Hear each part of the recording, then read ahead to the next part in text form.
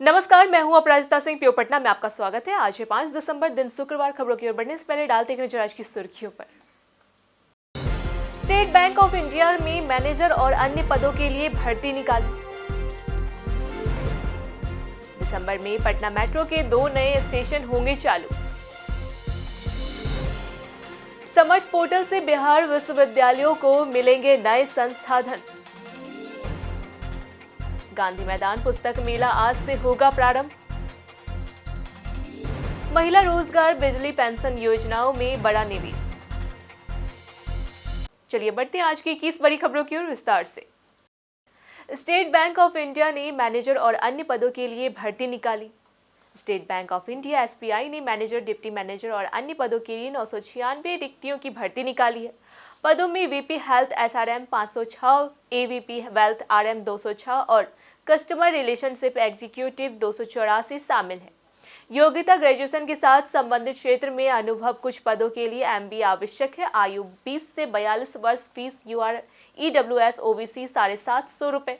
अन्य निःशुल्क के साथ सिलेक्शन, शॉर्टलिस्टिंग और इंटरव्यू के माध्यम से होगा। सालाना सैलरी 6.20 लाख से 44.70 लाख है। आवेदन requirement.sbi.bank.in पर कर सकते हैं। प्रिंट आउट सुरक्षित रखें। दिसंबर में पटना मेट्रो के 2 नए स्टेशन होंगे चालू। पटना मेट्रो के दूसरे चरण में 6 अंडरग्राउंड आइलैंड प्लेटफॉर्म तैयार किए जा रहे हैं। ये प्लेटफॉर्म पटना जंक्शन, विद्युत भवन, विकास भवन, पटना जू, राजा बाजार और रुकनपुरा में होंगे। मेट्रो पूरी तरह भूमिगत और वातानुकूलित होगी, जिससे यात्रियों को सुविधा और भीड़ प्रबंधन आसान होगा। 36 महीनों में अंडरग्राउंड सेक्शन पूरा किया जाएगा। दिसंबर में खेमनीचक और मल्हाई पकड़ी के 2 नए स्टेशन चालू होंगे, जिससे मेट्रो सेवा आईएसबीटी से भूतनाथ होकर मल्हाई पकड़ी तक 6.5 किलोमीटर बढ़ जाएगी। कुल 24 स्टेशन रेड और ब्लू लाइन पर विकसित होंगे। महिला रोजगार, बिजली, पेंशन योजनाओं में बड़ा निवेश। बिहार विधानमंडल में 2025 से 26 के लिए 91,717 करोड़ रुपए का द्वितीय अनुपूरक बजट पेश किया गया। मुख्यमंत्री महिला रोजगार योजना को 21,000 करोड़, मुफ्त बिजली सब्सिडी के लिए 6,462 करोड़ और पटना मेट्रो के लिए 389.77 करोड़ का प्रावधान किया गया। स्वास्थ्य, शिक्षा, सड़क, सिंचाई और सामाजिक सुरक्षा योजनाओं में भी करोड़ों खर्च हुए। बजट में 11 नए विधेयक पेश किए गए। वृद्धाजन पेंशन, स्टूडेंट क्रेडिट कार्ड, बालिका स्नातक प्रोत्साहन और ग्रामीण पेयजल निश्चय जैसी योजनाओं के लिए भी पर्याप्त निधि रखी गई है। मसौढ़ी में प्रशासनिक सुस्ती से अतिक्रमण और जाम बढ़े। पटना में अतिक्रमण हटाने की कार्रवाई जारी है, लेकिन मसौढ़ी में प्रशासनिक सुस्ती से स्थिति बिगड़ती जा रही है। मेन रोड और स्टेशन रोड पर फुटपाथी व स्थायी दुकानों के अतिक्रमण से सड़क गली जैसी हो गई है। ई रिक्शा और टेम्पो के अवैध पड़ाव तथा मालवाहक वाहनों की गतिविधियों से जाम बढ़ रहा है। जिलाधिकारी के निर्देश पर हटाया गया अतिक्रमण अगले ही दिन लौट आया। नागरिकों का आरोप है कि प्रशासन की उदासीनता के कारण समस्या का समाधान नहीं हो पा रहा है। समर्थ पोर्टल से बिहार विश्वविद्यालय को मिलेंगे नए संसाधन। बिहार के सभी प्रारंभिक विश्वविद्यालयों को समर्थ पोर्टल से जोड़ने की तैयारी चल रही है, जिसके लिए उच्च शिक्षा विभाग आवश्यक संसाधन उपलब्ध कराएगा। प्रत्येक विश्वविद्यालय में वीडियो कॉन्फ्रेंसिंग कक्ष, इंटरैक्टिव पैनल और वीसी सेटअप स्थापित किए जाएंगे। 100 छात्रों की क्षमता वाला स्मार्ट क्लासरूम भी बनाया जाएगा। समर्थ सेल के लिए 3 लैपटॉप, 8 डेस्कटॉप तथा कॉलेजों के नोडल अधिकारी, अकाउंटेंट और डीओ भी अतिरिक्त डेस्कटॉप दिए जाएंगे। नेटवर्किंग सहायता भी प्रदान की जाएगी। बैठक में विभाग ने विश्वविद्यालयों को आश्वासन दिया है कि आवश्यकता पड़ने पर पूर्ण सहयोग दिया जाए। गांधी मैदान पुस्तक मेला आज से होगा प्रारंभ। पटना के गांधी मैदान में आज से सीआरडी पटना पुस्तक मेला शुरू होगा, जिसका उद्घाटन मुख्यमंत्री नीतीश कुमार और उप मुख्यमंत्री सम्राट चौधरी करेंगे। मेला 16 दिसंबर तक चलेगा और 100 से अधिक प्रकाशक शामिल होंगे। इस बार मेला कथाकार अवधेश प्रीत और समर्पित है। बच्चों के लिए स्कूल उत्सव, साहित्यकारों से संवाद, राष्ट्रीय मुशायरा और भव्य कवि सम्मेलन मुख्य आकर्षण रहेंगे। 200 स्टॉल लगाए जा रहे हैं और प्रमुख द्वार व मंच आचार्यों के नाम पर होंगे। मेले की theme wellness a way of life पर आधारित है। हर प्रखंड में बनेगा आधुनिक सुविधाओं वाला मॉडल स्कूल। शिक्षा मंत्री सुनील कुमार ने घोषणा की है कि बिहार के हर प्रखंड में आधुनिक सुविधाओं से युक्त मॉडल स्कूल बनाए जाएंगे, जिनमें विज्ञान प्रयोगशालाएं शामिल होगी। ज्ञान भवन में आयोजित मेघा दिवस कार्यक्रम में उन्होंने कहा कि राज्य में शिक्षा क्षेत्र में उल्लेखनीय प्रगति हुई है और कदाचार मुक्त परीक्षा कराने में बिहार बोर्ड की बड़ी भूमिका है।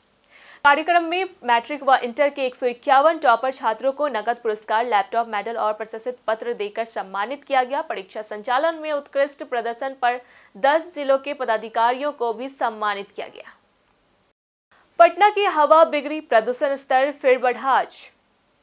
आज पटना की हवा प्रदूषित रही और शहर का औसत वायु गुणवत्ता सूचकांक AQI 152 दर्ज किया गया, जो खराब श्रेणी में है।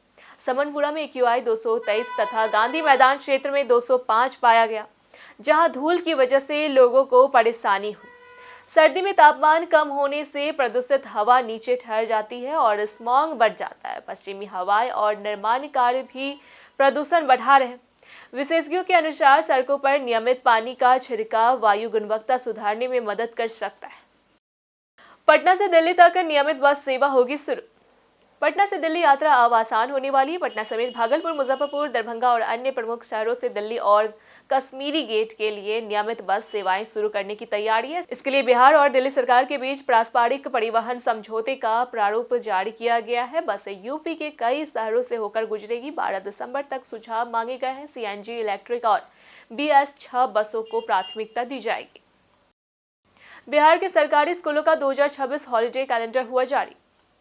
बिहार शिक्षा विभाग ने वर्ष 2026 का शैक्षणिक कैलेंडर जारी किया है। नए कैलेंडर के अनुसार राज्य के सभी सरकारी, राजकीय और मदरसा स्कूलों में कुल 75 दिन की छुट्टियां होगी, जिसमें 10 रविवार शामिल है।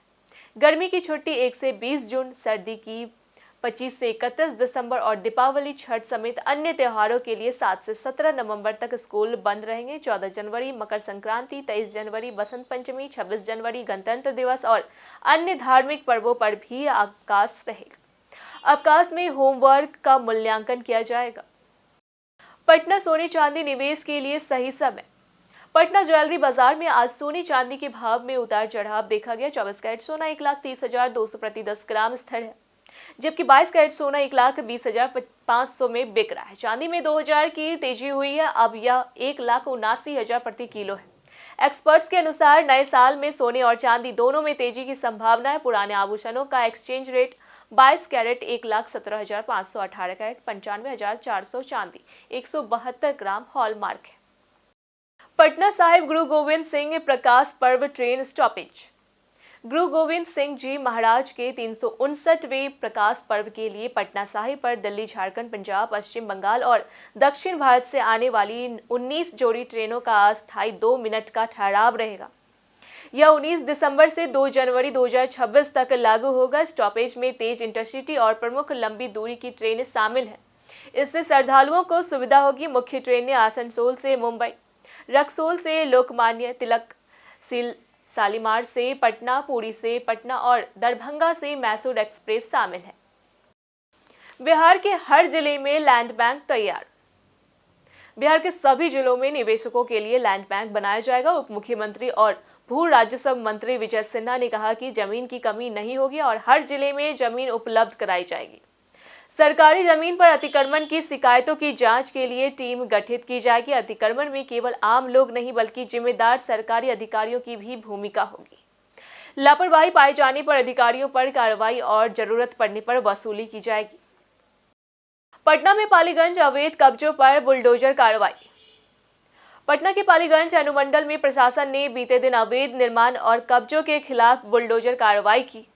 डीएम के आदेश पर अनुमंडल अधिकारी गरिमा लोहिया के नेतृत्व में दुर्गा स्थान से चंदोस मोड़ तक लगभग 2 किलोमीटर में कई अवैध ढांचे ध्वस्त किए गए। मौके पर पुलिस बल और स्थानीय अधिकारी मौजूद थे। आम लोग प्रशासन की कार्रवाई से खुश हैं। अंचल अधिकारी मोहन कुमार ने कहा कि अवैध कब्जों के खिलाफ यह अभियान लगातार जारी रहेगा और भविष्य में पुनः कब्जा करने वालों के खिलाफ कानूनी कार्रवाई होगी। दिसंबर जनवरी में पटना फ्लाइट कीमतें आसमान छू रही। पटना से दिल्ली, मुंबई, बेंगलुरु और हिल स्टेशनों के लिए दिसंबर जनवरी में फ्लाइट टिकट 4 गुना तक बढ़ गए हैं। पटना से दिल्ली का टिकट सामान्य 6,000 से बढ़कर 20,873 से 72,285 तक पहुंच गया।